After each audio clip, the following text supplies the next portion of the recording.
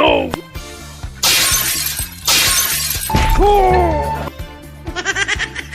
Salamu alaikum. Lafiya kake ta gudu sai ka ce ka haɗi fanka jirgi. To, lafiya lau dan Allah ƴan uwa ina tambaya ne. Allah samu sai. To, dan Allah ƴan uwa hanyar Zamfara nake nema. Hanyar Zamfara. To kai ma da lahiya kaka neman hanyar Zamfara haka kana ta gudu. To, na ji an ce an kulle wa Zamfara sabis. Ni kuma a matsayina na dan arewa, cikakken dan arewa. Ka san akwai wanda yaran sun tafi nima suna can ba hanyar da za su turo sako ko kuma su kira. Shine ni kuma dan taimaka an kai musu.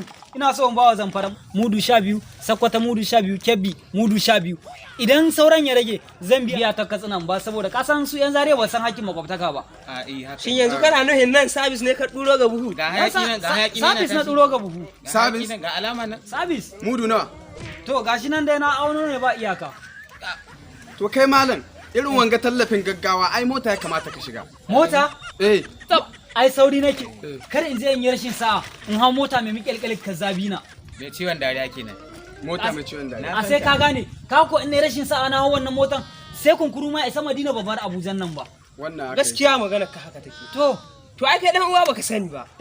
Duk wannan hada-hadar da kake ta sauran kai musu sabis. Dalilin da yasa an ka yanke wannan sabis din. Duk yana cikin aikin Dr. Muhammad Bello Balmat na tallafo da zaman lahiya a cikin jiha ta Zamfara. Ya kawo tsaro da kuma yaƙi da ta'addancin waɗanga azzaluman mutanen masu garkuwa da mutane, sata kayan mutane da kuma kidnapping.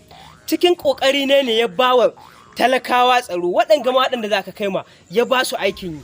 Ya tallafa ma manoma, ya ba su kayan noma da kuma taki don inganta rayuwar talakawan.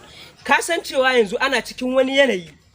Jihar nan ba su shugaba. To shi ne kawo ga tsarin domin tallafawa talakawa 'yan uwanka 'yan arewa. Cikin wannan aikin ne nashi ya samar da tsaro ga talakawa. Sannan ya ba ɗalibai garkuwa tsaro mai inganci. Ya tallafawa mutane da dama. Bai ba 'yan kasuwa a baya ba. Manoma ma bai basu ba sannan talakawa suna ciki. Wannan abun da ka gaina yi duk yana cikin ba da tsaron da Muhammad Matawalle yake yi. Sai dai mu ce Allah ya ƙara jan ragamar wannan aiki da yake. Gaskiya ba abin da dan ce sai dai Allah ya ƙara mai girma, Allah ya ƙara ɗaukaka. Ka ce mun gwarzon maza dodon. Ai shi ne ka ji ana cewa dodo maganin ƙwar'anan ƙwari. Balmat kenan. Ai na taɓa jin labaran shi a BBC. Shi ɗin ko? Ai Balmat na aiki iya ƙoƙari ne domin tallafawa talakawa da sauran mutanen da ke cikin ƙasa ta. Har masu kuɗi bai bari ba. Irin su ba su da yawa. To kake ma.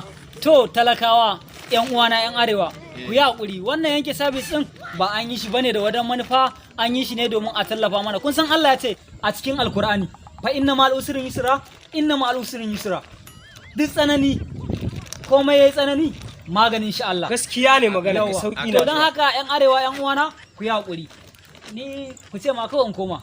A'a to ai ya kamata ka taimaka ko gano su kai tunda dai kayaniya. Ni din? Mana.